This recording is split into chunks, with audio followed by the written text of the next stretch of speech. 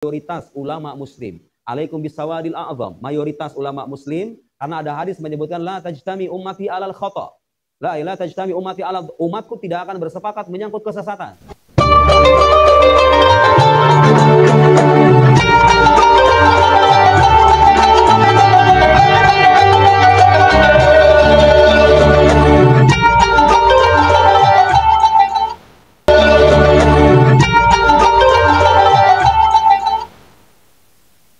Assalamualaikum warahmatullahi wabarakatuh. Bismillahirrahmanirrahim.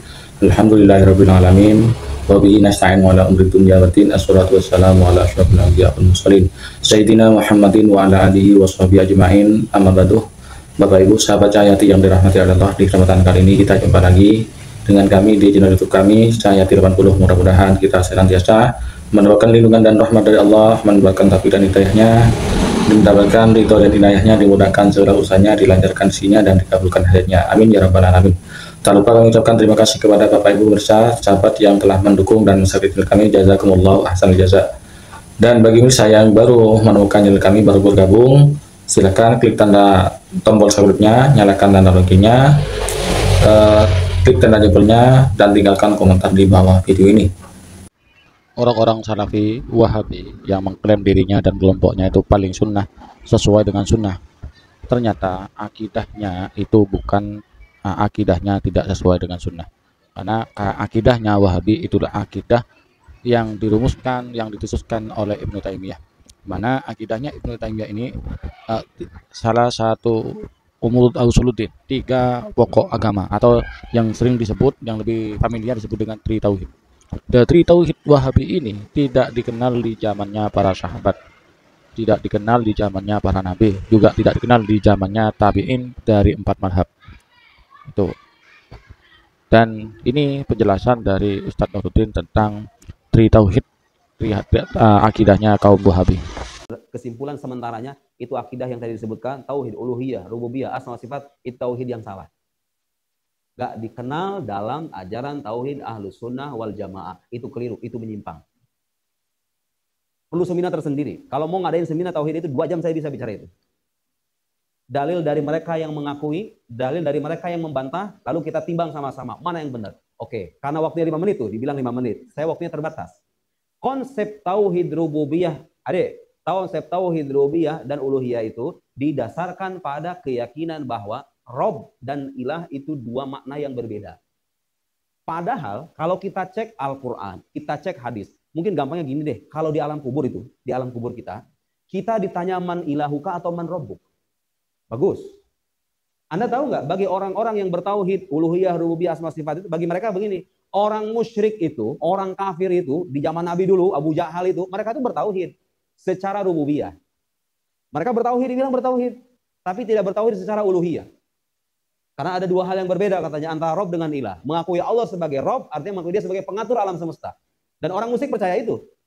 Mengakui dia sebagai ilah, kita hanya menyembah kepadanya saja. Nah bagi mereka, orang-orang kafir, orang-orang musyrik itu bertauhid secara rububiyah, tidak bertauhid secara uluhiyah. Oke? Tapi kalau kita, pertanyaan di alam kubur aja, kalau seandainya Rob dan ilah itu betul-betul maknanya berbeda, harusnya, logiknya kan berarti pertanyaan di kubur 2 kali dong. Ya nggak? Man Robbuk dengan man ilahuk, ya nggak? Tapi cukup dengan man robbuk sudah selesai, imannya selesai. Kalau who is your God, man robbuka, jawabannya Robbi Allah. Selesai, imannya selamat itu. Tanpa harus ada pertanyaan man ilahuk, ya enggak? Karena yang benar, Rob dengan ilah itu maknanya sama. Itu namanya sinonim. Dalam bahasa Arabnya mutarodifan. Taroduf, sinonim. Rob ya ilah, ilah ya Rob, ya Tuhan, penguasa alam semesta yang menciptakan kita, yang harus kita sembah. Itu penjelasan yang benar. Ya ayuhan nasu abudu rabbakumul ladzi khalaqakum wal ladzina min qablikum la'allakum tuflihun aywa ya ayuhan nasu abudu rabbakum, sembahlah Rob kalian. Rob kalian. Kalau kita mengikuti logika orang yang memisah Rob dengan ilah, harusnya bunyi ayat itu abudu ilahakum bukan robbakum, ya kan? Kan urusan sembah menyembah katanya ilah itu, ya kan? Tapi Al-Qur'an menyebut abudu rabbakum karena nggak ada bedanya Rob dengan ilah itu. Tauhid kita kalau kita orang-orang masuk Islam deh. Kalau ada orang masuk Islam, syahadatnya bunyinya apa? Cukup la ilaha illallah. Apa itu la ma'budu bihaqqin fil wujudi illallah. Syahadatnya udah selesai. Gak usah ada pembedaan. Kamu tauhid ini uluhiyah apa rububiyah? Enggak ada. Ya kan? Di makna ilah itu kalau terjemahkan ke bahasa Indonesia ya Tuhan, Rob juga Tuhan. Gitu ya, maknanya sama. Jadi pemisahan antara uluhiyah, rububiyah itu keliru. Cukup nggak kira-kira penjelasan itu? Paham nggak maksud saya? Artinya begini, kalau pemisahan ilahiyah dan rububiyah itu didasarkan pada konsep yang keliru, berarti hancurlah sudah. Berarti keliru itu bangunan konsepsinya. Kan dasarnya apa? Ilah dengan Rob berbeda kan? Kenyataannya Al-Quran dan Sunnah tidak membedakan itu. Rob ya ilah, ilah ya Rob. Allah itu disebut Rob, dia juga disebut ilah. Subjeknya sama. Dialah Tuhan pencipta alam semesta yang kita sembah, yang menciptakan kita. Gitu ya. Nah sementara bagi mereka, oh enggak. Anda bisa nggak nerima, saya mau nanya. Anda bisa nggak nerima orang berpandangan, orang musyrik kayak Abu Jahal itu bertauhid secara rububiyah. Tapi tidak secara uluhiyah. Mana coba teksnya yang mengatakan mereka bertauhid? Tidak ada.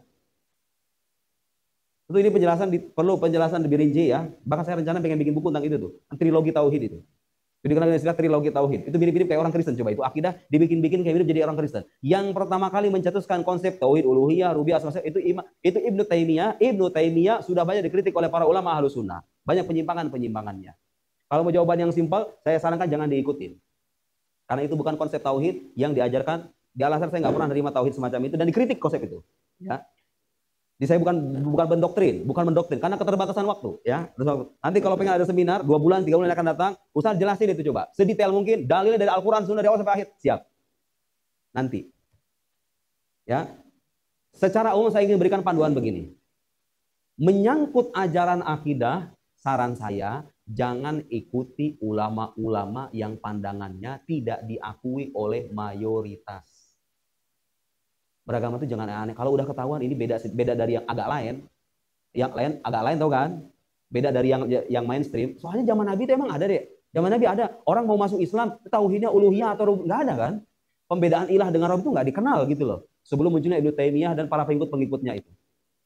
Yang aneh-aneh itu jangan diikuti. Nasihat Nabi kalau kita berada di zaman fitnah, alaikum bil jamaah. Kalian berpegang teguh kepada jamaah, mayoritas ulama muslim. Alaikum bisawadil a'zam, mayoritas ulama muslim, karena ada hadis menyebutkan la tajtami ummati alal khata. La tajtami ummati ala, umatku tidak akan bersepakat menyangkut kesesatan. Umat Nabi Muhammad punya keistimewaan. Kalau ulama yang sudah bersepakat menyangkut kebenaran suatu akidah, bersepakat membantah dan menyalahkan suatu akidah, mereka nggak akan sepakat menyangkut kesesatan. Cek nanti ya. Sebenarnya ini perlu forum tersendiri gitu. Benar nggak itu Ustaz? Ulama Ahlussunnah menolak konsep itu. Mana nama-namanya? Red ada semuanya. Cuman kan kita kalau detail-detail begitu kan lama waktu kita kan. Saya kira cara terbaik memanfaatkan sisa hidup itu caranya begitu. Ngambil kesimpulan dari orang yang udah belajar gitu loh, ngerti nggak? Saya ini kalau pengen tahu ilmu kedokteran dengan cara yang cepat, saya tanya dokter Fulan, ya nggak? Tanpa harus baca detail penjelasan ilmu kedokteran, ya kan? Waktu kita terbatas. Anda nggak punya waktu belajar agama, saya kasih tahu. Kesimpulan saya belajar agama bertahun-tahun, itu konsep tauhid kayak begitu, salah. Terserah percaya atau tidak, gitu ya. Ini kesimpulan akhir. Kalau ada waktu kita merinci, mungkin bisa kita perinci. Tapi saya kira berikan pendasarannya semacam itu, ya. Saya kira pendasarannya begitu. Jelas nggak? Jelas kan? Intinya ngebedain Rob dengan ilah beda. Bagi kamu sama atau beda? Ya sama. Cek bahasa Arab itu, tanya ulama-ulama yang pakar bahasa Arab. Cek Al-Quran. Saya bawa Kindle itu mana ya? Itu di Kindle saya ada buku yang bahas itu. Kalau mau detail sekarang lah. Tapi waktu terbatas kan? Ya enggak? Apa mau? Enggak, kalau request begitu saya bahas sekarang. Kalau kurang puas dalilnya itu ada tuh, saya ada digitalnya, ya. Gimana? Terserah MC-nya. Lanjut ke pertanyaan lain apa gimana? Bahas itu. Sampai jam berapa sini? Maghrib. Oh, ada 15 menit lagi berarti. Mau pertanyaan lain atau lanjutin yang itu? Lanjut bahas. Jangan, Kindle saya sini. Oh, kamu jalan situ.